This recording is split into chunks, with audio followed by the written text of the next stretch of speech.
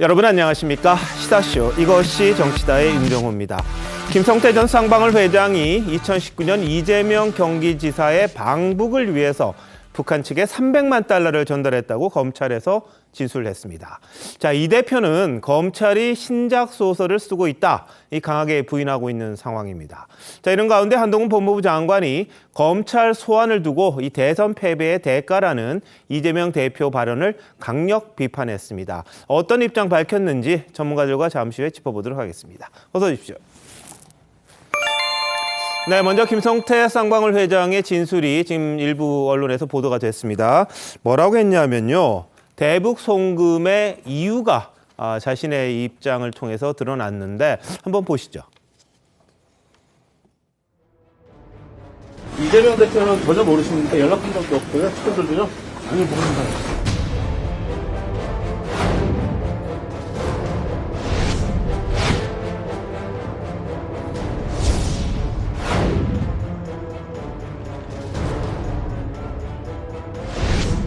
김성태 전 회장의 증언으로 실타래처럼 엮여 있는 쌍방울과 이화영 전 부지사 그리고 이재명 대표와의 관계 및 실체가 그래 검찰에 신작 소설이 나온 것 같은데 잘 안 팔릴 겁니다.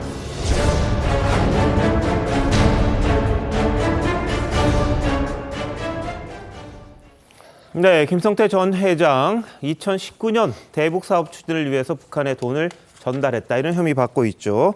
상반기에 두 차례 걸쳐서 500만 달러, 그리고 하반기에 300만 달러, 모두 800만 달러, 거의 100억 원 규모를 북한에 보낸 겁니다. 그런데 여기서 이제 좀 눈길을 끄는 게 2019년 당시 경기지사였던 이재명 대표의 방북 비용 명목으로 300만 달러를 북한에 보냈다, 이런 진술을 했다는 겁니다.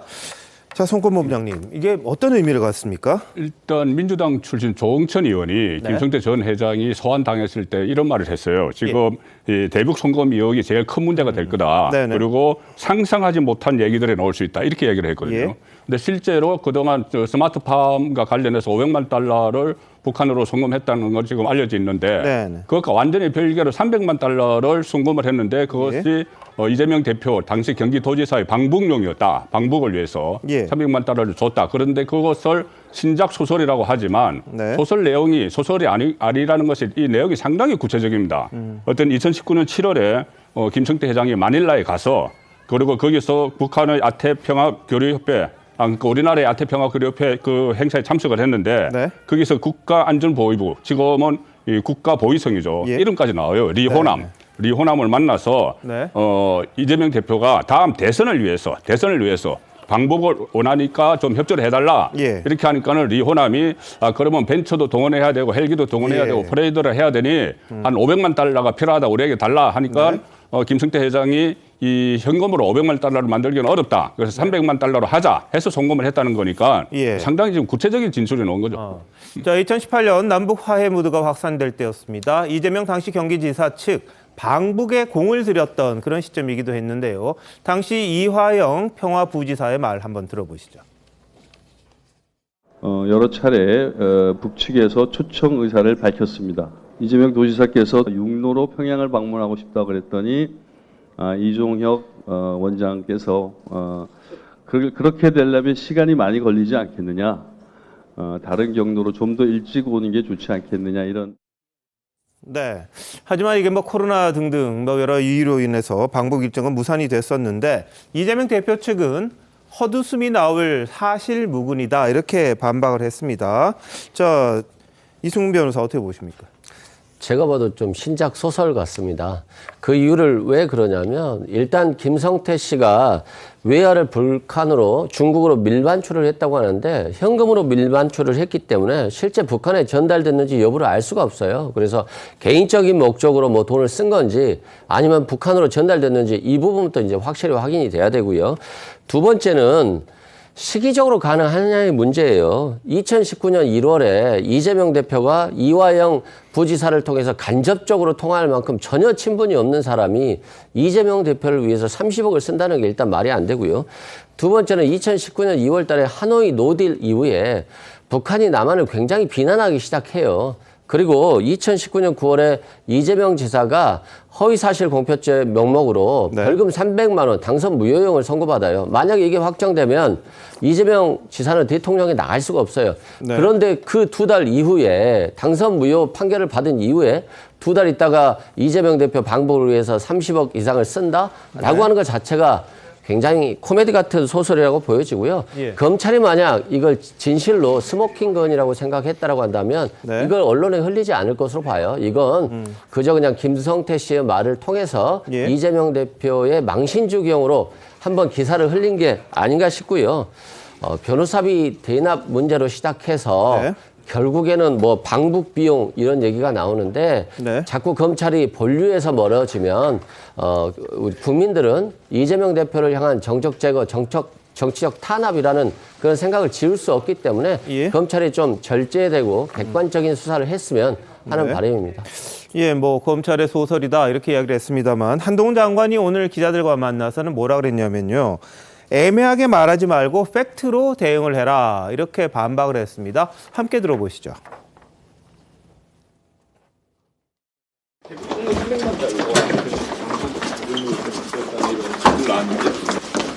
그래.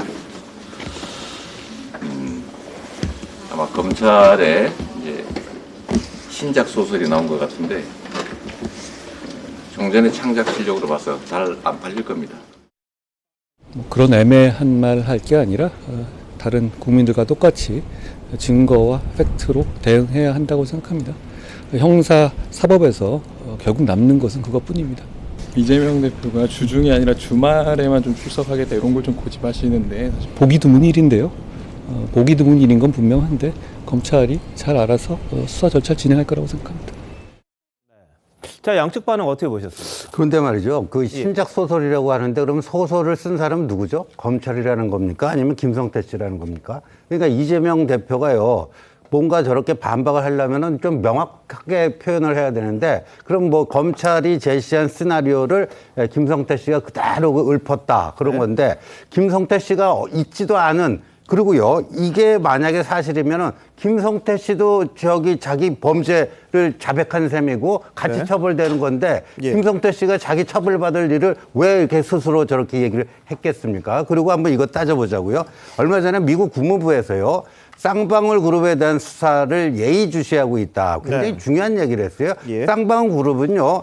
무역이라든가 이런 것들을 해야 되는데 만약에 이런 식으로 당시 유엔 안보리의 제재 결의 위반 사실이 되면 미국의 제재 리스트에 올라가면요. 달러 결제 무역이라든가 금융 거래 이런 것들을 할 수가 없어요. 엄청난 쌍방울 그룹의 타격이 안기는 그런 일입니다. 그런 일인데 김성태 씨가 뭐 검찰의 회의에 넘어가 갖고 있지도 않은 사실을 불었다? 그러니까 소설이라고 반박하고 싶은 그 심정은 이해하나 뭔가 좀 명확성을 갖고 좀 얘기를 해야 되지 않는가 그거고요. 이거는 시작이 어디서 됐냐면은 2018년 9월에 문재인 대통령이 이제 평양에 갑니다. 근데 그 당시에 시도지사 중에서 두 사람을 데리고 가요. 박원순 서울시장과 강원도의 최문순 지사를 데리고 갑니다. 그런데 이재명 지사도 이 접경 지역 아닙니까? 한경도하고 면에 있는. 그래서 방북을 희망했는데 거기 안에 들어가질 못했어요. 그래서 대선 경쟁하는 데 있어서 민주당에서는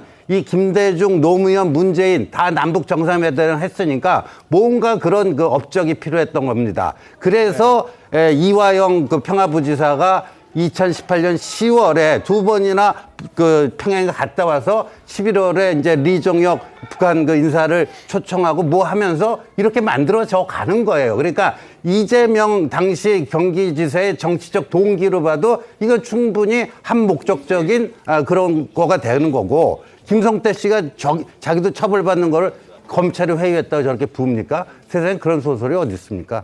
네. 자, 조승현 부의장 어떻게 보세요? 네, 지금 이게 한 가지 전제를 말씀드려야 될 것이 있는데요. 그 당시 우리 앵커께서 말씀하신 것처럼 평화 무드였습니다. 2018년도에 평창 올림픽 이후로부터 계속해서 정부와 지자체뿐만 아니라 민간단체와 기업들조차도 다 북한하고 교류를 하고 북한의 자원을 활용한다든지 아니면 앞으로 남북 교류 협력 사업을 하기 위해서 계속해서 지원 사업이라든지 이걸 기획하고 있을 때였습니다. 다만 이제 그 현금이 주고받는다든지 이런 거는 유엔 제재에 걸리기 때문에 그런 부분 때문에 지금 이 부분도 남북 교류 협력 기금에 따라서 자금도 다 마련을 해놓고 스마트팜 사업을 위해서 지원 사업을 위해서 자금을 다 마련해놓고도 결국은 남북 관계가 악화되면서 네. 이걸 진행하지 못한 상황이거든요.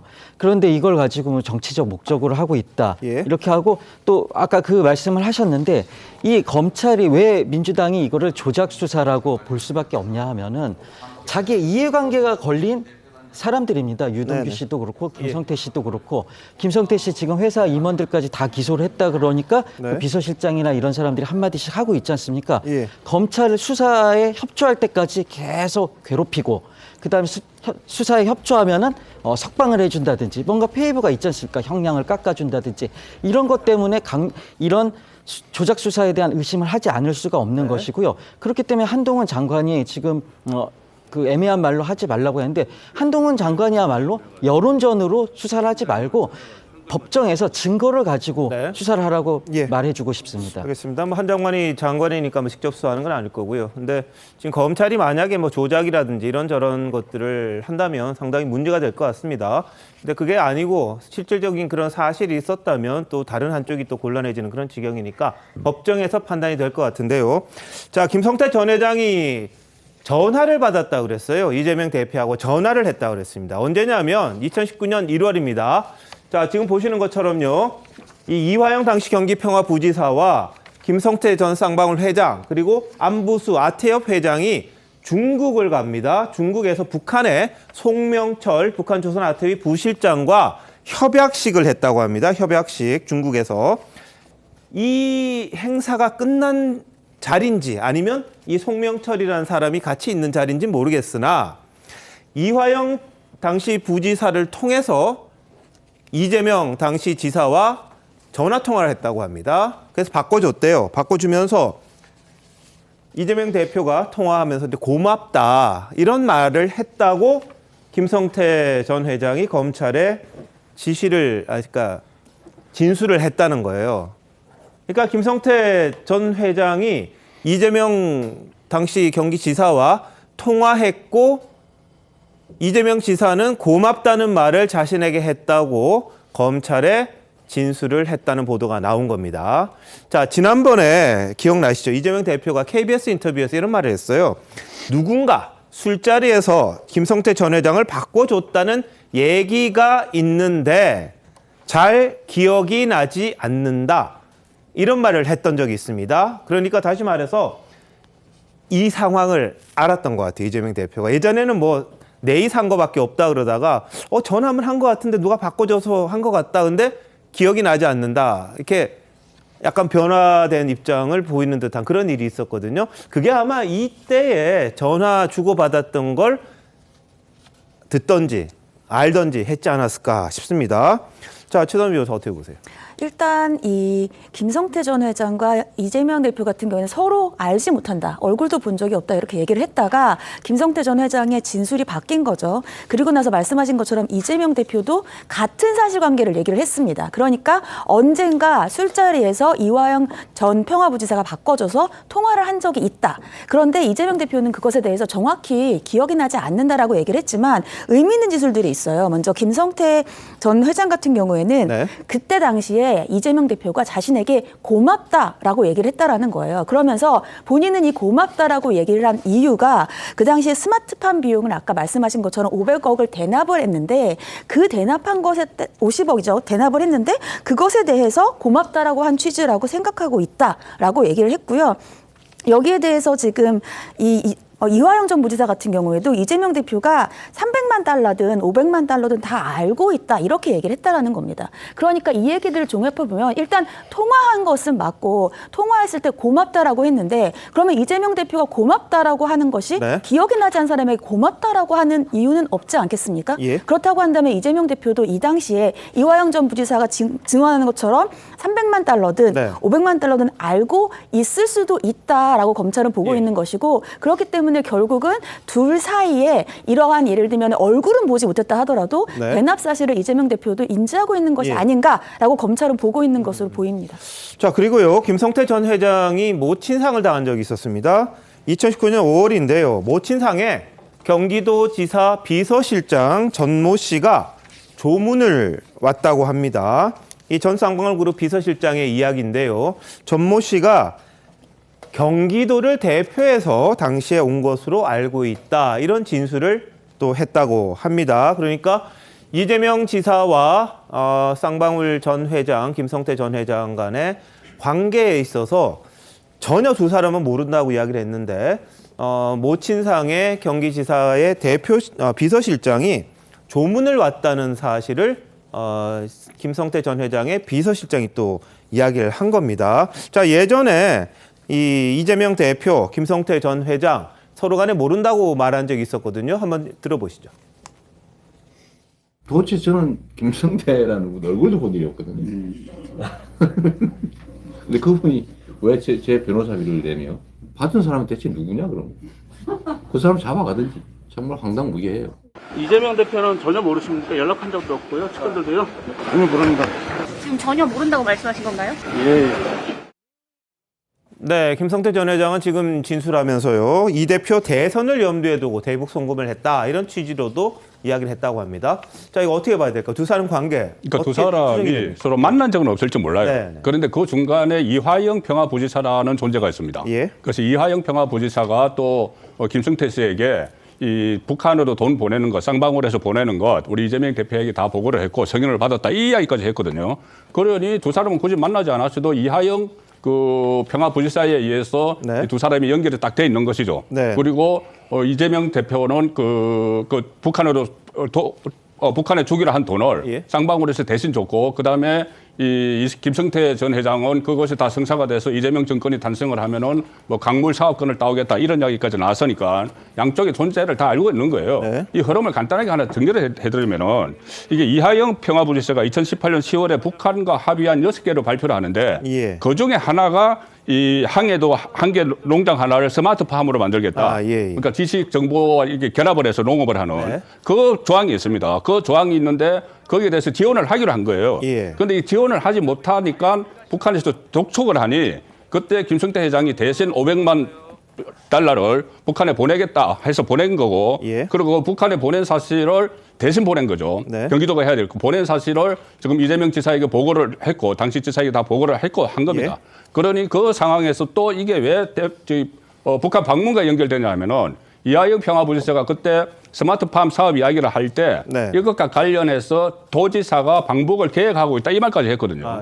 그러니 이것이 그때 저 선양에서 모임에서 500만 달러를 대신 주기로 하고 합의를 하고 나서 통화를 한 겁니다. 왜 통화를 해야 되느냐 하면은 담보를 받아야죠. 김성태 그 전 회장 입장에서는 내가 그 이하영 평화부지사만 믿고 500만 달러라는 거액을 그냥 줄 수가 있느냐. 이재명 지사가 알아야지 나중에 본인이 거기에 대한 대가를 받을 수가 있겠죠. 그렇기 때문에 그 자리에서 그러면은 우리 그 지사님께 한번 전화를 드리겠다, 바꿔드리겠다 해서 이야기를 하니까 그 보고를 받고 나서니까 고맙다는 이야기가 나왔겠죠. 예. 자, 이성 변호사 어떻게 보세요? 지금 이 상황을 보면 김성태 씨와 이재명 대표가 얼마나 관계가 먼 관계인지 알 수 있을 것 같아요. 김성태 씨와 직접 전화하는 사이도 아니기 때문에 굳이 이화영 씨가 전화통화를 하면서 한번 바꿔줬겠죠. 이게 전부인 것이기 때문에 얼마나 가깝지 않은지를 알 수 있고요. 비서실장이 조문을 가는데 이건 뭐 이화영 평화부지사가 요청했을 수도 있죠. 그리고 뭐 조문은 경기도라든가 이런 관공서는 조기 같은 것도 다 보냅니다. 관계를 모르는 사람에게도 다 보내고 있기 때문에 뭐 이게 전혀 의미 있는 얘기다 아니다 이런 말씀 드리고요. 지금 좀 남욱 시즌 2가 되는 것 같아요. 뭐 자신은 항상 김만배로부터 들었다더라는 거잖아요. 근데 지금 이건 이재명 대표 방북과 관련해서 한 30억 상당을 북한에 줬다라고 이화영 씨가 보고했을 것이다라는 거잖아요. 자기가 뭐 얘기한 것도 아니고요.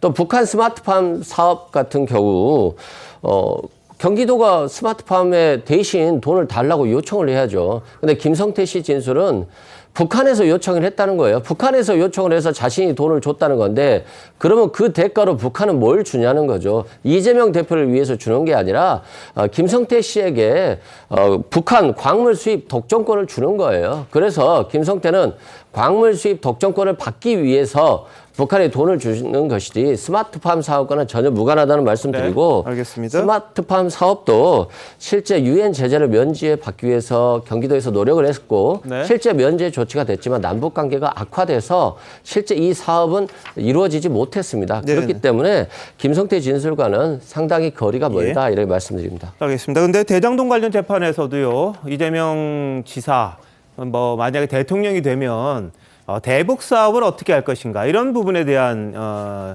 증언도 좀 나왔습니다. 정민용 변호사가 이런 이야기를 했어요. 이재용 지사가 대통령 후보가 되고 난 뒤 대통령이 된다는 전제하에 대북 비료 지원 사업까지 염두에 두고 사업 확장을 논의했었다. 유동규 전 본부장이 정 변호사에게 다시마 비료 사업을 추천했고 중국에서 독점 수입을 했을 때 이게 북한까지 권한이 미치느냐 뭐 이런 저런 것들에 대한 이야기까지 하면서 북한에 대한 관심을 상당히 당시에도 갖고 있었다. 이런 내용들이 재판에서 나왔다고 합니다. 그러니까 이재명 지사가 상당히 그 대통령이 됐을 때 그 이후에 어떤 걸 하고 또 이재명 지사가 대통령 후보로 나섰을 때 대북 관계는 어떻게 할 것인지에 대한 것들이 예전부터 좀 준비가 된 게 아니냐 뭐 이런 추측이 가능한 그런 부분들이 좀 나왔습니다. 자, 그런데 김성태 전 회장은요, 북한 대남 공작 기관인 국가안전보위부 뭐 국가보위성입니다. 현재는 이호남이라는 공작원을 필리핀 마닐라에서 만납니다.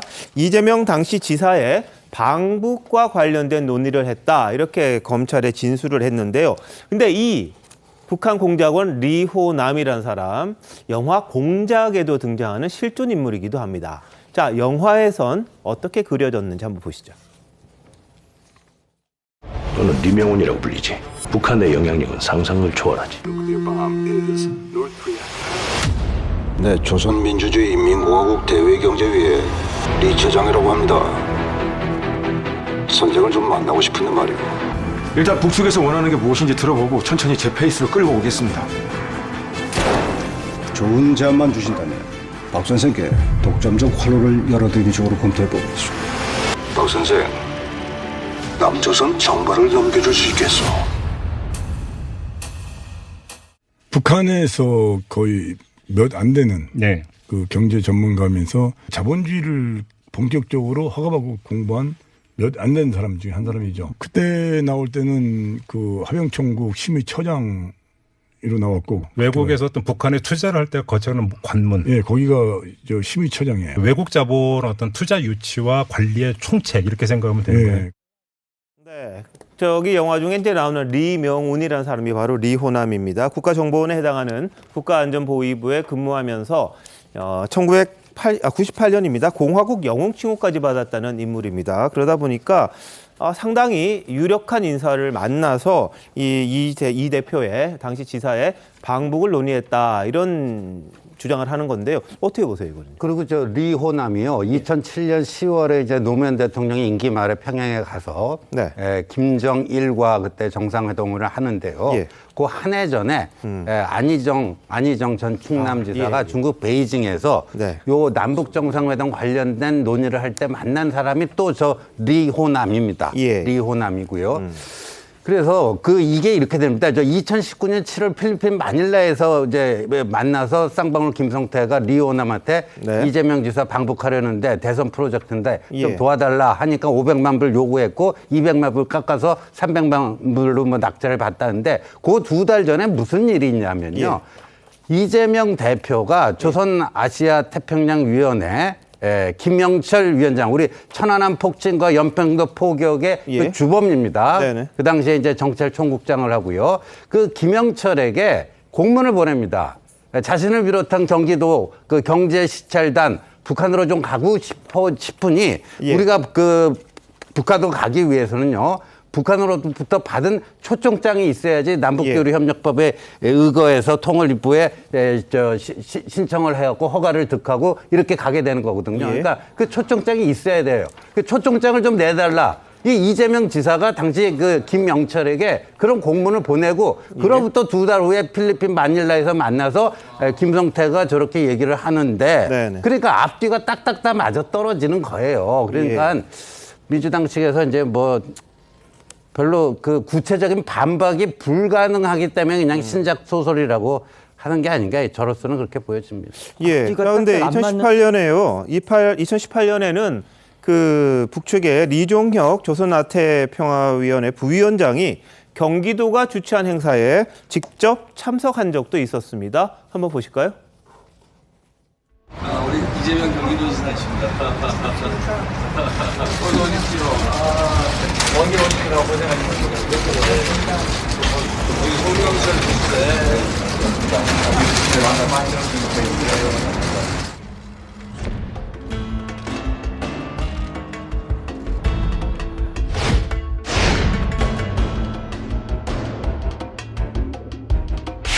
우리가 기여한 거죠. 뭐. 우리도 거기 참가를 했으니까 오늘 좋은 거 봤습니다. 청주에 테크노밸리를 갔었고 또 경기도 농업기술연구원을 갔었습니다. 스마트팜의 도입 이런 부분들에 큰 관심을 표했었고요. 자, 저렇게 당시에 리종혁 부위원장 맞아서 자율주행차도 시승을 하고 그랬습니다. 그리고 그 당시에는 안부수 태평양평화교류협회장과 이재명 당시 경기도지사가 인사말을 했는데 이어서 한번 들어보시죠.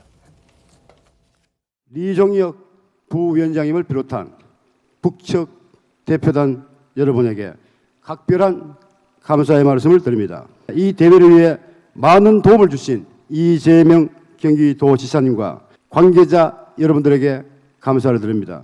아태평화교류협회는 정부나 기업의 지원 한 푼 없이 오직 저희들의 힘으로 이 사업을 진행해 왔습니다. 최초로 대한민국 지방정부의 초청에 응해주신 북측 대표단 여러분, 역사적인 발걸음을 온 마음으로 환영합니다.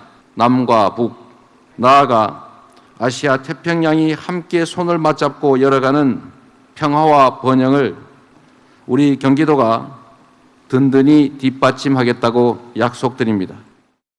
네, 당시에 경기도의 행사에 북측의 부위원장이 온 거 상당히 이례적이다 이런 평가가 있었던 걸로 기억이 나는데요. 자, 조승현 부위원장 어떻게 보세요? 지금 저 영상 자료에 나오는 것들은요, 아주 훈훈했을 때 2018년 11월 이 정도의 영상을 보여주신 거고요. 2019년 2월에 하노이 노딜이 있고 그 다음에 김정은이 거기까지 기차를 타고 하노이까지 갔다가 뒤통수 맞고 왔다고 해서 엄청 열을 내면서 축청까지 하고 문재인 대통령한테 속았다 이런 식으로 분노했다는 거 아닙니까? 그러면서 남북 관계가 급속도로 경색이 되기 시작했습니다. 그래서 9월에는 평양 공동선언 1주년 기념 행사에 오지도 않았고요. 그 다음에 북한의 한 아세안 특별 정상회담에 초청을 했는데 그것도 거절을 했고요. 심지어 남북 월드컵 예선도 평양에서 열렸는데 관객도 없이 무관중 경기를 하지 않았습니까? 그 정도로 급속도로 남북 관계가 악화가 되고 그래서 미국 대통령과 한국 대통령도 가지 못하는 상황에서 어떻게 헬기를 띄우고 퍼레이드를 하겠다. 이게 앞뒤가 딱딱 맞는다 그러는데 앞뒤가 전혀 맞지 않는 상황이 지금 이 상황인 것입니다. 그 부분을 말씀드리는 거죠. 그래서 제가 오늘 찾아봤어요. 그때 상황이 어떤지. 지금 말씀하신 대로 하나의 노이들 회담은 2019년 2월 달이고 2월 달에 그때부터 바로 악화된 것이 아니고 그다음에 그 해에 6월 30일에 판문점에서 한국, 미국, 북한 3국 정상회담이 열려요. 6월 30일에 열립니다.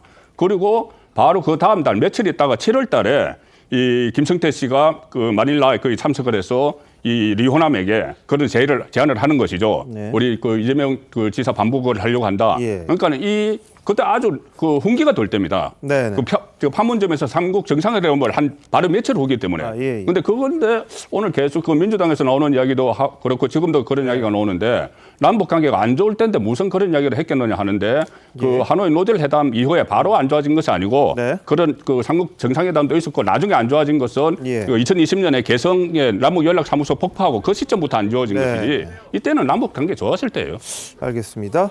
자, 김성태 전 회장이요. 2019년 7월 마닐라에서 리오남 만났을 때 아까도 좀 나왔습니다만 방북하려면은 방북 좀 요청을 했죠. 그랬더니 리오남이 뭐라 그러냐면 자, 이 지사 오려면 벤츠도 필요하고 헬리콥터도 띄워야 한다. 500만 달러 달라 이렇게 이야기를 했답니다. 이제 그 정도는 어려우니까 300만 달러 정도로 좀 줄여달라 이렇게 이야기해서 거기에 동의를 했다는 거고요. 이후에 이제 뭐 돈이 좀 건너갔다 이런 이야기가 있습니다. 그런데 그럼 왜 2018년 후반기부터 경기도가 이 대북 사업을 적극 추진했느냐, 그 배경에 검찰은 주목을 하고 있다고 합니다. 이게 뭐냐면 2018년 9월에 남북 정상회담이 있었지 않습니까? 근데 그때 박원순 서울시장, 최문순 강원지사 두 사람은 갔는데 경기지사가 못 갔어요. 이재명 지사는 당시에 못 갔습니다. 그러다 보니까 2018년 10월에 이화영 부지사가 두 차례 방북을 하면서 경기도가 이 대북 접촉을 좀 본격화했던 그런 배경이 있었던 것 같아요. 자, 최단 변호사, 이런 게 좀 영향이 있을까요?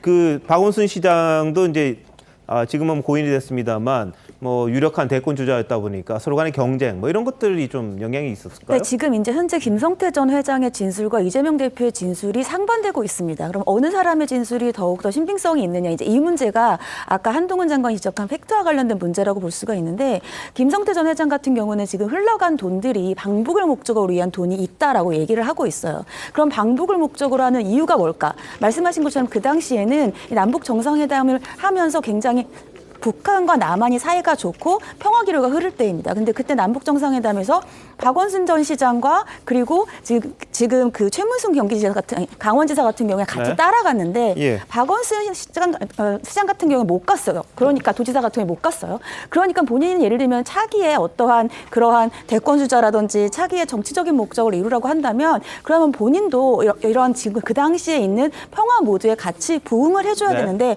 그게 안 되고 있단 말이죠. 그리고 그 이후에 다시 한번 뭐 초청을 해달라고 공문을 보낸다든지 관련된 문건들이 나오면서 결국은 지금 방북과 관련된 자금이 흘러갔다라는 김성태 전 회장의 진술이 나옵니다. 그러면 이런 모든 사실관계들을 봤을 때에는 과연 헛웃음이 나온다는 이재명 대표의 얘기와 김성태 전 회장의 방북을 목적으로 한, 근데 김성태 전 회장은 처음에는 방북 목적 얘기를 안 했거든요. 처음에는 그냥 대북 교류 사업에 관련되어서 내가 돈을 건넸다고 했는데 검찰 진술 과정에서 이 돈의 목적이 추가가 된 거예요. 그렇다고 한다면 이 돈의 목적이 추가된 것과 그 시기가 맞아 떨어진다. 그러면 김성태 전 회장의 이 돈이 넘어간 진술이 더 신빙성이 있을 수 있다. 이렇게 해석할 수 있겠습니다. 예. 자, 그런데 민주당의 조홍천 의원은 이재명 대표 방북 비용 300만 달러 좀 이상하다, 객관적으로 부합하지 않는다 이렇게 말하기도 했습니다. 한번 보시죠.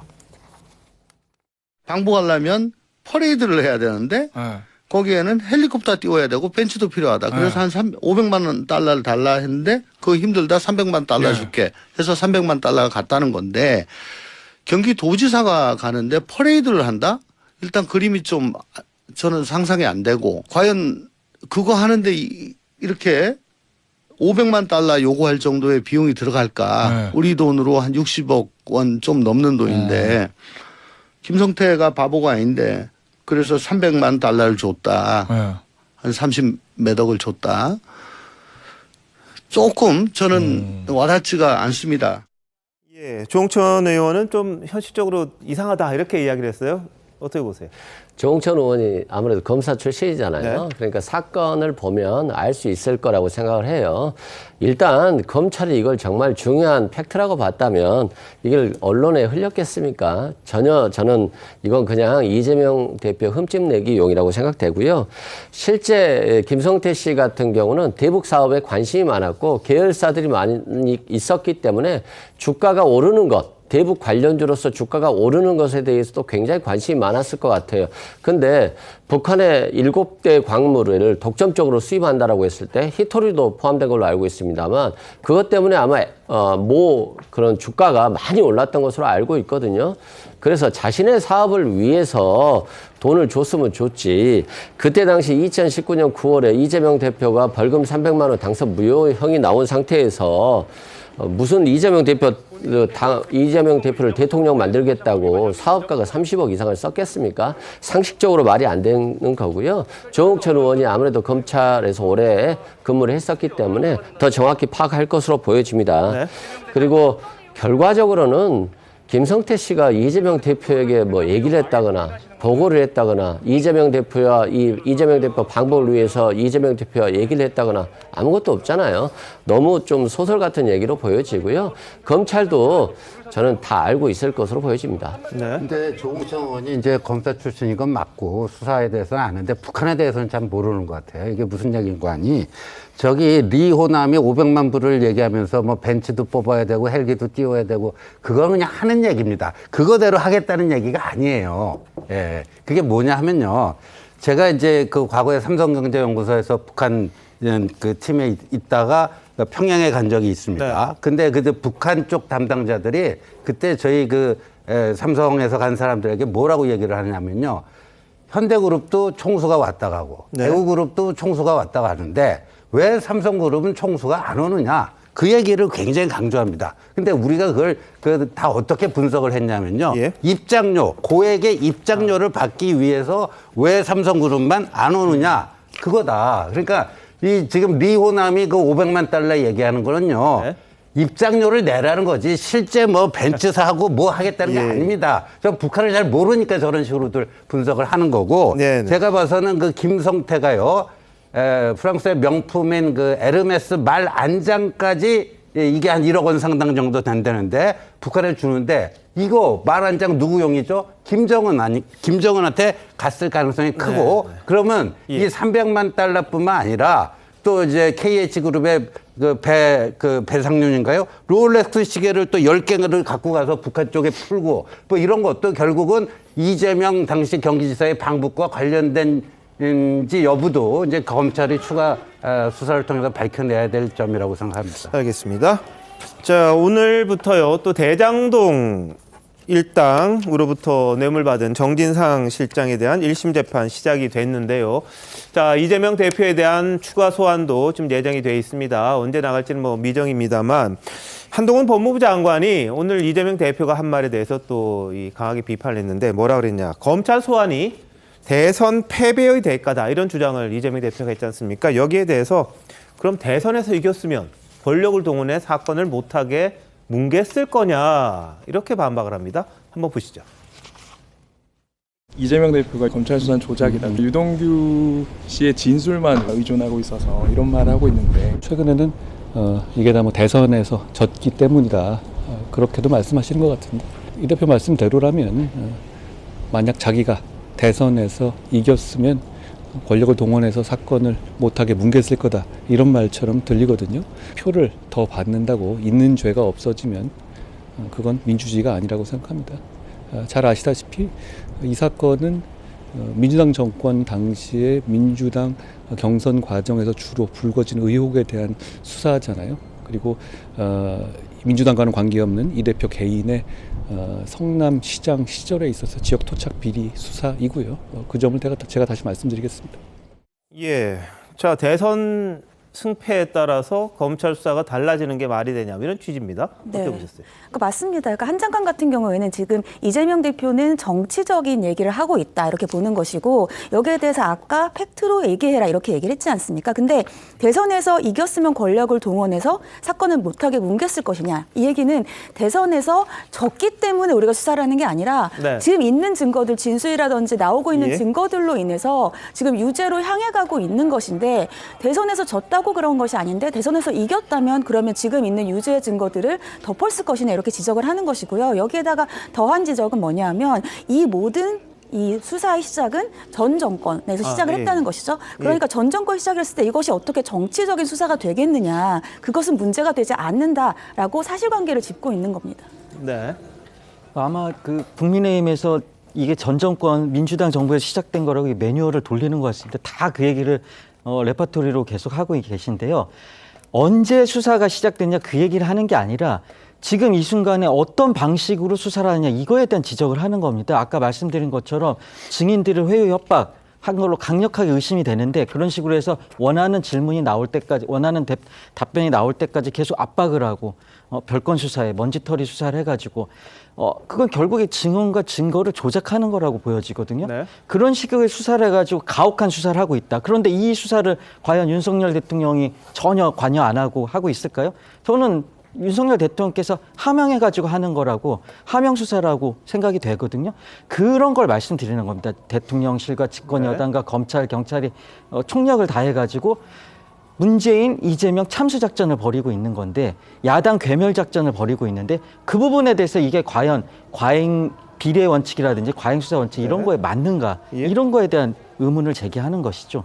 윤 대통령이 연관됐다는 증거가 좀 나와야 될 텐데 어떨까요, 송 고문장님? 대장동 사건을 지금 예를 들어서 한동훈 장관이 이야기한 거죠. 대장동 사건은 누구나 다 알다시피 그때 대선 후보 경선 과정에서 이낙연 대표 진영에서 다 이야기를 한 겁니다. 그 보도는 딱 한 번 나왔었는데 그걸 이낙연 진영에서 다 이야기를 했고 문제를 제기를 했고 그다음에 그 언론이 거기에 따라서 추가 취재를 하면서 대장동 사건이 쭉 이어져 온 것이고 그런데 그때 제대로 수사를 하지 않았기 때문에 지금 현재 수사 방식을 이야기하는데 그때 수사를 허술하게 했기 때문에 지금 제대로 수사를 하니까 이렇게 여러 가지 새로운 사실들이 밝혀지는 거예요. 문재인 정부 때 검찰에서 수사를 할 때는 이것과 뭐 경선 자금 전혀 연결 안 됐습니다. 그냥 배임만 가지고 이야기를 했어요. 그런데 지금은 뭐 저수지 이야기가 나오고 뭐 428억인가요? 그 저수지 이야기까지 나오고 약정 이야기 나오는 것은 문재인 정부 때는 전혀 수사를 하지 않았고 그때는 유동규 씨 혼자만 그 기소를 했죠. 그런데 정진상, 김용은 윤석열 정부 들어서 새로 수사를 하니까 혐의가 드러나서 구속까지 됐습니다. 구속이 됐다는 건 법원에서 인정을 했다는 이야기가 되는 거죠. 그러니 저것을 뭐 윤석열 정부에서 뭐 표적을 한다고 하는 것은 상당히 맞지 않는 이야기고 그리고 뭐 대선 자금 대선 자금과 관련해서 이렇게 나오는 이 부분들이 그 국민의힘 쪽에서 한 것이 아니고 이런 모든 부분들이 민주당 안에서 나왔기 때문에 지금 저런 이야기가 나오는 거예요. 알겠습니다. 자, 뭐 검찰이 정권 따라 수사 다르게 한다. 이것도 문제가 있는 거고요. 사실관계에 따라서 법원이 뭐 판단해서 구속시킨 사람들이 많습니다. 다만 이재명 대표가 성남시장일 때 대장동과 관련해서 어떤 연관성이 있느냐, 그 연결고리가 나오느냐 안 나오느냐 이게 지금 문제인 상황이지 다른 사람들에서 일단 법원이 1차적인 뭐 판단을 했던 부분이 좀 있지 않습니까? 그 부분까지 저희들이 도외시할 수는 없는 것 같고요. 다만 검찰이 죄가 있으면 그걸 찾아서 벌을 줄 수 있게끔 해야 되는 게 정상일 겁니다. 근데 대신에 무리하게 해서는 안 될 것 같다 이런 생각은 드는데 그 부분에 대한 판단은 또 법원에서 이 평가를 받지 않을까 싶습니다. 오늘 정진상 전 실장 1심 재판 함께 기소된 유동규 전 본부장도 같이 나왔는데 자, 두 사람 어떤 얘기들을 했는지 화면부터 좀 보시겠습니다. 현 검찰 정권의 수사는 증자살인 3인 성호입니다. 군사 정권보다 더한 검찰 정권의 수사는 살아있는 권력에도 향해야 할 것입니다. 정 실장이 영장실질심사 갈 때 유동규 씨 증언에만 의존한 무리한 수사라고 했는데 수사가 단 한 사람의 어떤 이야기 때문에 진행될 거라고 생각은 하지 않았습니다. 돈 받은 적 없다고 정 실장은 계속 얘기하면서 428억 나눠 갖기로 한 적도 없다고 하는데 아까 뭐 3인 성호나 뭐 증자살인 뭐 얘기를 하셨다는데 다 이제 부끄러움을 좀 알았으면 좋겠다는 생각이 듭니다. 네, 이게 지난해 11월에 이야기입니다. 근데 오늘 공판 준비 기일이라서 피고인들에게 출석 의무가 없었는데 정 전 실장이 등장을 했고요. 두 사람 살짝 어색한 기류도 있었다고 합니다. 서로 쳐다보지 않고 앞만 응시했다 이런 이야기가 있었는데 자, 아시다시피 정 전 실장은 혐의를 모두 부인하고요. 유동규 전 본부장은 사실관계를 인정하는 그런 상황인데 오늘 재판이 끝난 다음에 유 전 본부장이 취재진들을 향해 아주 작심 발언을 했습니다. 이어서 한번 보시죠.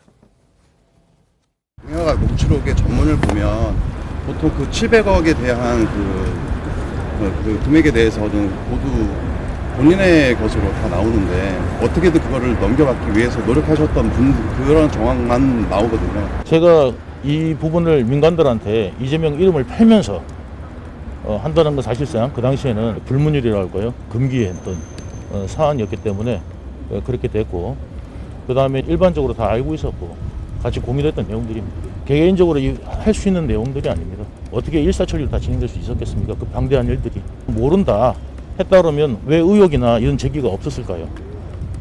성남시로부터 뭔가 내려오거나 그다음에 재검토라든지 이런 상황이 전혀 없습니다. 이런 방대한 사업에서.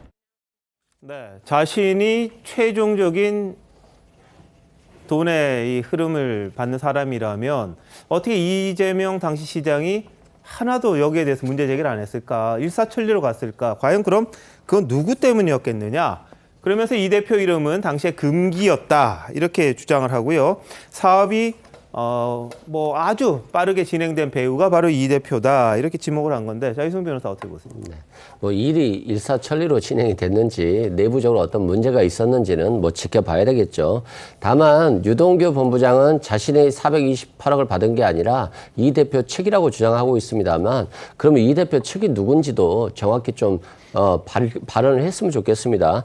실제 이제 정영학 녹취록 같은 경우는 이 사건 수사가 시작되기 전에 녹취된 거예요. 그 녹취록에는 김만배 씨가 이 돈 유동규 너 거잖아 라고 다 얘기를 하고 있고, 유동규 씨가 거기에 대해서 반대 의견을 제시를 하진 않아요. 또 정민용 변호사의 자술서에도 유동규 거라는 얘기가 나옵니다. 또한 본인은 마치 이 돈은 다 이재명 대표 거기 때문에 이재명 대표가 달라고 하면 다 줘야 되는 돈이다 라고 하는데, 실제 비료 사업으로 35억 원을 투자를 받아요. 그리고 그 돈 중에 12억을 전처와 현처의 위자료와 집을 얻어주는 데 써요. 그래 놓고 나서 이걸 갖다가 뭐 428억에서 탕감 처리하면 된다, 이런 발언도 있었다고 그럽니다. 그러면 이게 객관적인 증거들에 비추어 봤을 때 이게 진짜 이재명 대표 것인지 아니면 유 전 본부장이 마음대로 그냥 갖다 썼던 돈인지 애매하거든요. 예. 그래서 이 부분에 대해서 유 전 본부장이 자신이 밝혀야 돼요. 근데 이걸 밝히지 못하면 검찰도 밝히기 어렵습니다. 그럼에도 불구하고 모든 객관적인 정황들이 오히려 유동규 본부장이 몸통인 것 같이 보이기 때문에 그러는 겁니다. 그래서 자꾸 언론에 이런 공개적으로 발언하는 것보다는 정말 억울하면 법정에서 판사 앞에서 좀 얘기를 했으면 좋겠어요. 네. 굳이 이걸 뭐 언론에다 얘기하는 것들은 결과적으로는 검찰에 자신이 잘하고 있다, 자신의 양형이나 법 적용에 있어서 좀 도움을 달라, 이런 취지로 읽혀질 수 있기 때문에 저는 유동규 본부장이 정말 자신의 죄에 대해서 사과하고 인정한다면 그렇게 지금 자세가 올바른 자세는 아니라고 보여집니다. 자, 그런데 유 전 본부장은 이재명 대표가 천화동인 1호 전혀 몰랐다, 이런 주장에 대해서는 피해의식에서 벗어나 의지대로 말하라, 이렇게 또 지적을 했습니다. 이 대표 목소리와 함께 한번 들어보시죠. 그 사람들이 예를 들면 자산관리회사를 만들었다는 사실 전 최근에 알았어요. 재판할 때 알았는데 모든 걸 다 지금 부인하고 계시고, 예, 그 다음에 좀 있으면 다시 이제 불통이 나고, 그럼 또 다른 말 하시고, 이런 것들이 이제 반복되고 있는데, 저는 숨겨왔던 때를 갖다가 다 이번에 벗겨낼 생각입니다. 말씀이 이왕 뭐 모욕을 시작했는데, 목욕하기로 마음을 먹었는데, 뭐 찜찜하게 남겨놓고 싶지 않습니다. 그냥 다 깨끗하게 씻고 싶습니다. 누구를 뭐 탓하거나 원망하거나 혹은 그래서 지금 하는 것 내용들이 아닙니다. 물론 이제 실망한 것은 많습니다. 실망한 것도 있고, 그 다음에 좀 그런 부분도 있지만 그거보다는 사실을 입각해가지고 말씀을 드리고, 그래야만 제가 앞으로 살 수 있을 것 같아서. 그렇게 했다는 증거가 어디 있습니까? 증거가 어떤 게 있습니까? 그렇게 말을 했다고 하는 증거가? 유동규 씨가 저한테 말했다고 합니까? 아니잖아요. 유동규 씨가 진술이 어떻게 증거가 되죠? 그분은 이제 공격한다고 생각하시는 것 같은데, 그런 좀 피해의식에서 벗어나셔서 본인의 어떤 의지대로 말씀하시면 좋겠다는 생각입니다. 이재명 대표는 뭐 일절 인정하지 않는 상황인데 유동규 전 본부장은 인정하라, 이런 식으로 이야기를 하고 있습니다. 어떻게 보세요? 그러니까 유동규 전 본부장 같은 경우에는 진술이 좀 신빙성이 있다라는 게 몇 가지 저는 이제 지적하고 싶은 게요. 먼저 말씀하신 것처럼 본인이 유 전 본부장 그 당시에 대장동과 관련되어서 인허가를 할 수 있는 그러한 지위에 있지 않았습니다. 그러니까 아까 얘기하는 것처럼 만약에 몰랐다면 왜 그러한 의혹 제기가 없겠나, 그리고 어떻게 일이 일사천리로 진행될 수 있었겠는가, 그것이 그 당시에 이제 본인의 지위와 관련되어서 상당히 신빙성 있는 그러한 진술을 생각을 하고, 두 번째는 이제 유동규 본부장이 어떻게 얘기를 했냐면 그 428억이 다 본인 거라고 하면 그러면 어떻게 내가 아무런 예를 들면은 합의서라든지 이러한 증거를 남기지 않았겠는가, 누가 봐도 그분의 것이라고 생각하기 때문에 아무도 그러한 증거를 남기지 않았다, 이렇게 얘기를 합니다. 유동규 전 본부장이 그 428억 천화동인 1호의 그런 지분의 상당 부분을 가져오기로 했다면 그렇게 아무런 증거 없이 가져올 수 있었겠는가, 전 이 부분도 지적하고 싶고, 세 번째는 그 저수지에 있는 돈을 다 사용된 것에 대해서 이 대표 같은 경우에는 내 돈이었으면 그렇게 마음대로 사용했겠는가 이렇게 얘기를 하는데 정진상 실장의 허가를 받고 늘 사용했다라고 얘기를 하고 있어요. 그리고 이 돈을 마련한 것은 이재명 대표의 여러 가지 정치적인 목적을 위한 것이라고 하고 있기 때문에 전 이런 것들의 진술을 다 종합해 본다면 유동규 전 본부장이 말하는 것이 전혀 신빙성이 없진 않다 이렇게 생각이 듭니다. 그 유동규 본부장이 정진상 실장의 허락을 받고 동건이에게 포르쉐를 사줬을까요? 룸사롱에서 수백만 원씩 팁을 줬다는데 그게 정진상 실장의 허가를 받고 했을까요? 그 신빙성이 있다고 하는데 신빙성이 저는 없다고 봅니다. 왜냐하면 428억을 2025년도에 이재명한테 주기로 했다 이렇게 얘기를 했는데 그건 진술일 뿐이고요. 녹취록에 그런 얘기가 나와 있습니까? 정영학 녹취록은 사실 10년에 걸쳐서 1300페이지 정도 하고 사업이 잘 될 때 아주 솔직하게 자기 비즈니스 관련한 얘기들을 한 그 녹취록 아닙니까? 거기에는 이재명에 대한 얘기가 전혀 없습니다. 그러면 거기다 그 얘기, 근데 그 녹취록을 보면요. 상당히 구체적으로 돈 준 정황에 대한 구체적으로 나와 있는 건 뭐냐면 50억 클럽한테 돈을 줄 때는 아주 구체적으로 나와 있습니다. 심지어 김만배 씨의 누나를 사내 이사로 들여서 연봉을 얼마씩 줘가지고 그 돈을 그렇게 줘가지고 아마 윤기중 교수의 집이겠죠. 윤석열 대통령 아버지의 집이겠죠. 그 집을 사주면서 비싸게 사면 안 된다. 양도소득세를 또 물게 하니까. 이렇게 돈을 줄 때 아주 구체적으로 거기 나와 있는데 이재명한테 돈 준 얘기는 전혀 없고요. 2층이 절대 알면 안 된다. 이재명이 알면 안 된다는 얘기겠죠.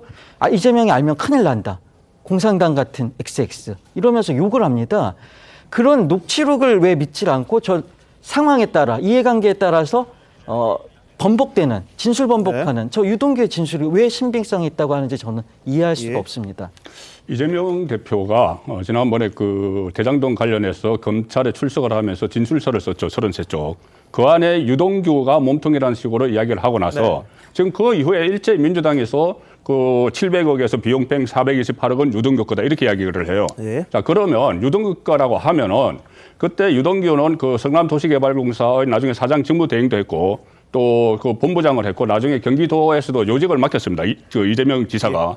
그렇다면은 본인이 그렇게 그 휘하에 데리고 있던 사람이 민간업자들과 그렇게 그 결탁을 해서 무려 700억을 본부장이 성남도시개발공사 성남시 산하에 있는 성남도시개발공사 본부장이 700억을 가지고 가는 것도 모르고 있었다. 이렇게 되는 거죠. 그럼 그것은 어떻게 능력의 문제와 연결이 되는 거고 그리고 최근에 그 김만배 씨 초과 기소하면서 그 나왔던 그 진술이 있지 않습니까? 그것은 이 증거를 검찰이 가지고 있는지 모르지만 일단 이재명 전진상을 통해서 이재명 당시 시장에게 보고가 됐고 이재명 시장이 그것을 승인을 했다. 이런 진술까지 지금 검찰이 확보를 하고 있기 때문에 그 부분은 뭐 다른 증거가 나오면 밝혀지겠지만 이것을 유동규 거라 이렇게 몰아붙이는 것은 앞뒤가 좀 맞지 않는 것 같습니다.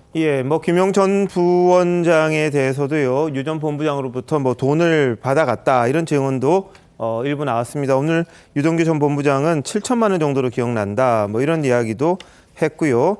자, 이런 부분에 대해서는 이제 뭐 정진상 실장이나 김용 부원장이나 모두 부인을 하고 있습니다. 자신들의 혐의를 일절 부인하고 있고 배당이 약속됐다 하더라도 그건 유동규 혼자만의 몫이다. 이런 주장도 하고 있습니다. 그러면서 정 전 실장은 불구속 재판해달라 보석 청구를 했고요. 부당하게 구금됐다는 취지로 위헌법률 심판도 신청을 했다고 합니다. 지난번에 구속적부심 신청했었는데 그건 기각이 됐던 적이 있습니다. 여하튼 정진상, 김용, 이재명 대표의 최측근이라고 할 수 있는 두 사람은 지금 나온 모든 혐의를 부인하고 있는 그런 상황입니다. 그리고 이 대표도요. 지난번 1차 조사 때 정 전 실장과 관련된 질문에 왜 나한테 정 전 실장 걸 묻느냐 이렇게 이야기를 했다. 문화일보 보도에 그렇게 나와 있습니다. 그리고 서면 진술서에서는 정 전 실장 관련 내용은 또 일절 없었고요.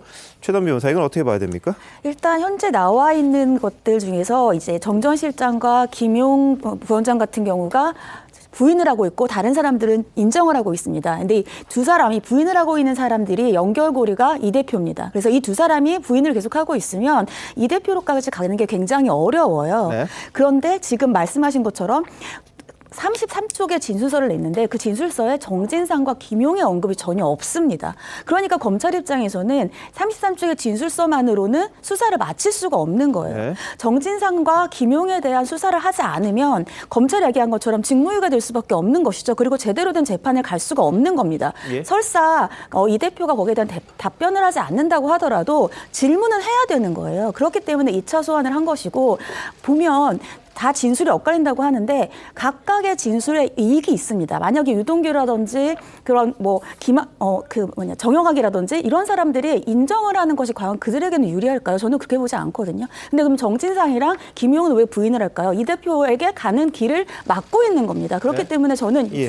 이 둘의 각각의 원하는 이익이 다르다 이렇게 봐서 예. 어느 쪽이 맞다 틀리다 이런 얘기가 아니라 지금 정진상과 김용이 부인을 하고 있고, 여기에 대해서 굳이 검찰이 여기에 대한 중요한 지점이라고 생각하는데도 불구하고 예. 이 대표가 33쪽의 진술서에 넣지 않는 데에는 이 대표로까지 오는 길을 막기 위한 것이다라고 해석이 됩니다. 알겠습니다. 예전에 이재명 대표가 자신을 이 대장동 일당이 공산당 같다 이런 말을 했다는 그 이야기가 있었죠. 그때 기억나실 텐데, 그런데 이것과 관련해서요, 유동규 전 본부장이 검찰에 이런 진술을 했다고 합니다.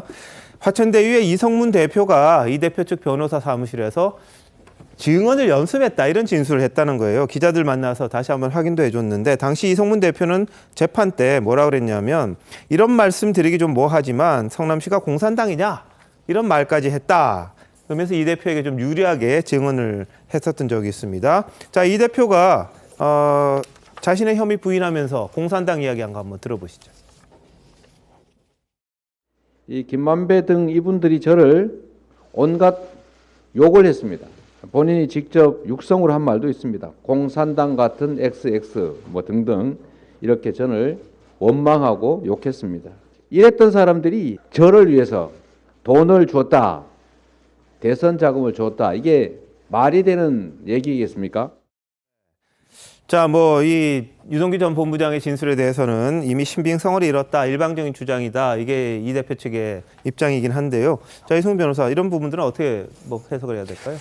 크게 중요한 문제는 아닌 것 같고요. 검찰이 수사하면 되겠습니다만, 이 이제 공산당 발언이 나온 게 이거예요. 2015년 4월달에 유동규 씨는 428억을 받기로 약속을 했고, 이 이재명 대표와 이미 얘기가 된 것이다, 이런 취지로 주장하고 있습니다만, 이재명 대표는 2016년도에 개발 계획을 변경하면서 판교 터널 공사비를 900억 정도를 오히려 대장동 일당에게 부담을 시킵니다.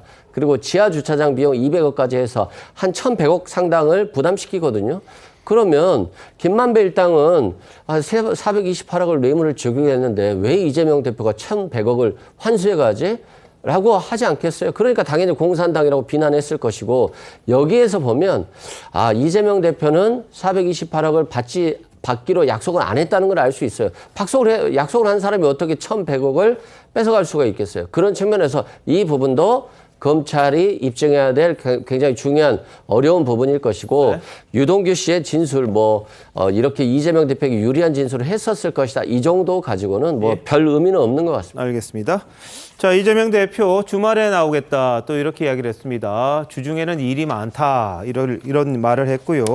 근데 여기에 대해서 일부에서는 전직 대통령도 이러지 않았는데 어떻게 마음대로 자기가 출석을 날짜, 시간을 조절하느냐, 이런 비판이 또 나왔습니다. 근데 민주당은 이번 주말 토요일에는 도심에서 시위를 합니다. 집회를 하는데 윤석열 정부에 대한 비판의 목소리를 내는 그런 집회를 하고, 이재명 대표도 등장을 할 거다, 이렇게 지금 이야기가 되고 있더라고요. 자, 어떻게 보세요? 집회하게 되면 이 대표 나올 거고, 그럼 출석은 더 미뤄지는 겁니까?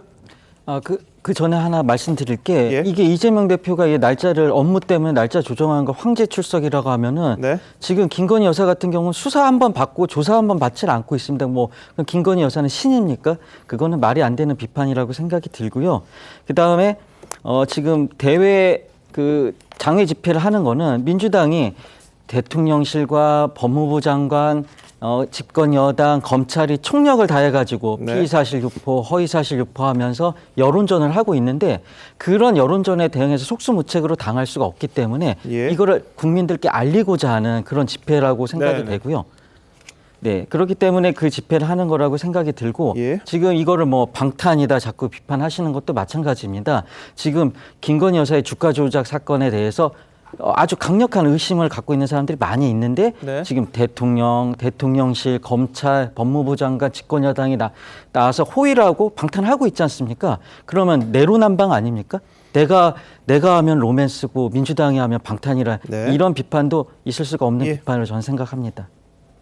근데 이렇게 생각이 돼요. 그러니까 이제 김건희 여사 건으로 자꾸만 어떻게 좀 균형을 잡아보려고 무진 애를 쓰고 계시는데, 김건희 여사 도이치모터스 주가 조작 사건은 문재인 정권 시절에 검찰이 털만큼 탈탈 턴 거 아닙니까? 예.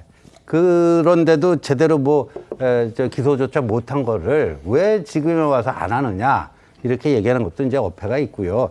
저는 이재명 대표 같은 검찰 출석은 없다 이겁니다. 왜냐하면 이 수사의 주재자는 누굽니까?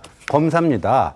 그러니까 언제 어떻게, 물론 이제 당사자하고 일정 조율을 해야 되는데 지금 이재명 대표는 일방통행 아닙니까? 평일날 나오라는데 주말에 나가겠다. 세상에 그렇게 할 수 있는 사람이 누가 있겠습니까? 불가능합니다. 웬만한 국회의원도요, 저렇게 주말을 찾아갖고 나가고 또 몇 시에 나오라는데 그냥 나는 10시 반에 나가겠다. 이런 식으로 하고요. 이거는 이재명 대표 아니면 상상할 수가 없는 그건데, 그리고 이제 묵비권 행사하는 거야. 본인의 방어권 차원에서 하는 거라고는 하는데, 역대 보면요, 묵비권 행사한 사람 치고 재판에서 잘 된 경우를 저는 별로 본 적이 없습니다. 알겠습니다. 자, 이재명 대표 주말에 나오긴 할 텐데 이번 주는 아니고 아마 다음 주가 될 거다, 이런 전망이 나오고 있고요. 주말엔 도심에서 윤석열 정부에 대한 규탄 집회를 연다, 이렇게 지금 예정이 되어 있습니다.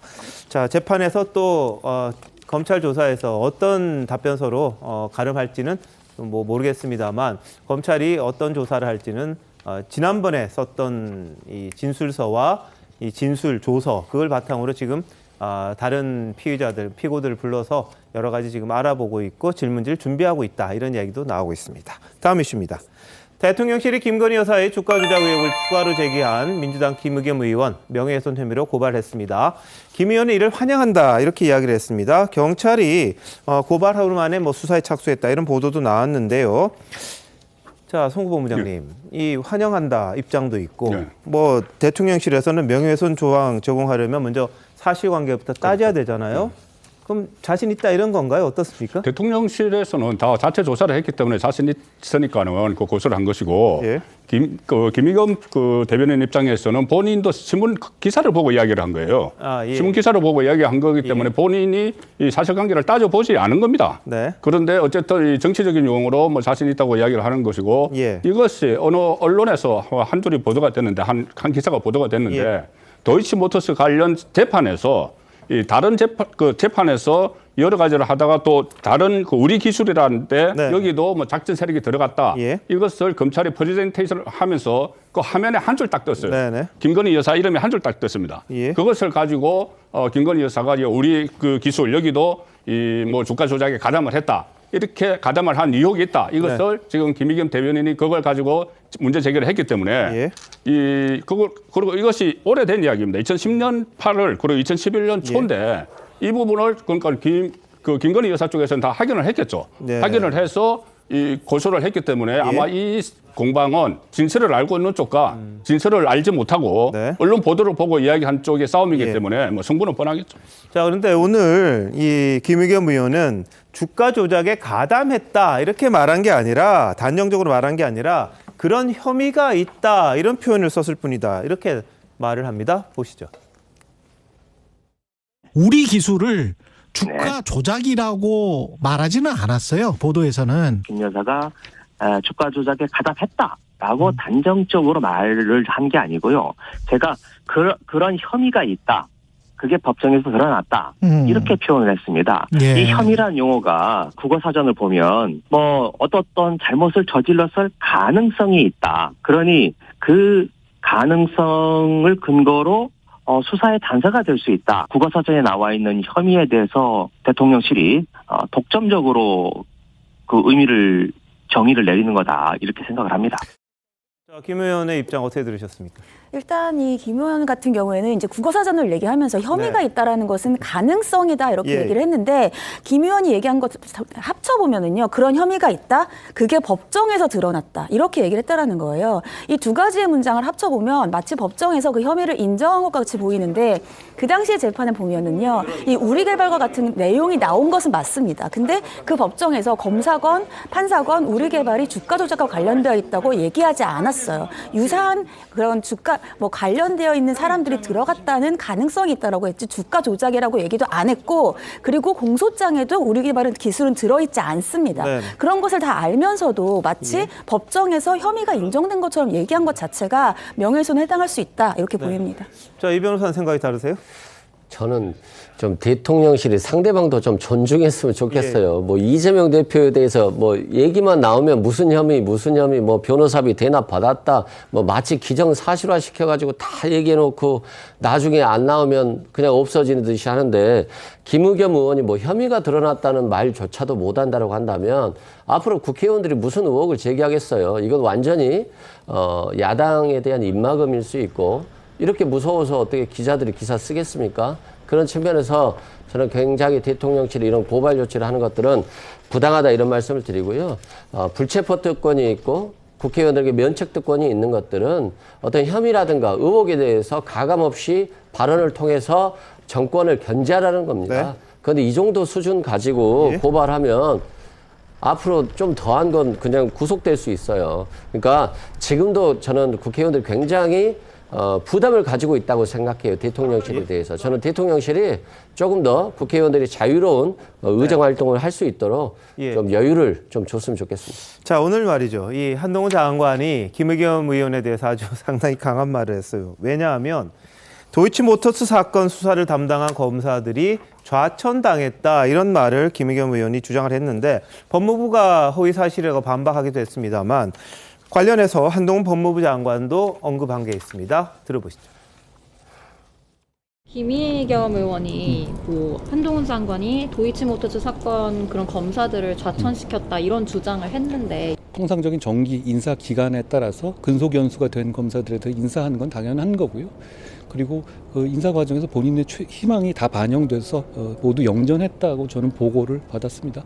뭐 검사들이나 법조인들이 물어보셔도 다 그렇게 평가하실 것 같은데요. 그런데 김의겸 대변인이 저렇게 거짓말을 하고 다니는 거는 그렇게 뭐 뉴스도 아니지 않나요? 그리고 오히려 저렇게 김의겸 대변인이 매번 거짓말하고 매번 들키는데도 민주당의 대변인직을 유지하고 있는 게 더 저는 뉴스라고 생각합니다. 자, 한 장관 말이 굉장히 강했는데요. 어떻게 들으셨어요? 조금 전에 김의겸 국회의원이 저렇게 뭐 고소하고 하면 국회의원 활동이 위축된다고 했는데 김의겸 의원이 지금 하는 말들은 국회의원으로서가 아닙니다.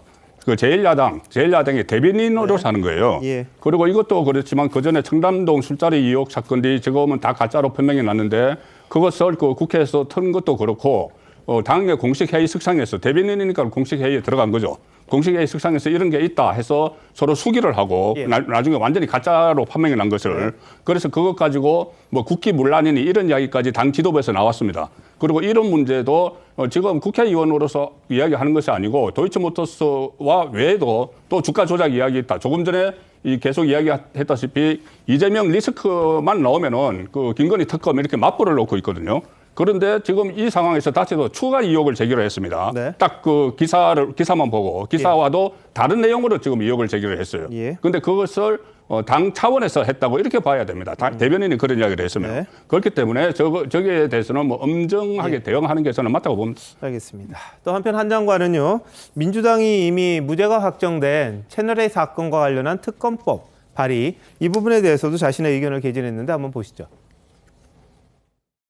굳이 뭐 특별법을 만들고 싶다면 법원에서 최종적으로 무죄 확정된 사안이니까 특별 검사가 아니라 특별 법원 만들어야 되는 거 아닌가요?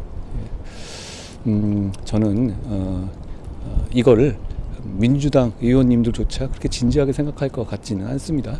그런데 민주당에서 자꾸 이렇게 무리하게 하시면 국민들께서는 채널A 권한유착 사건으로 민주당이 저를 음해하기 위해서 앞장섰던 것을 더 오래 기억하실 거라고 생각합니다.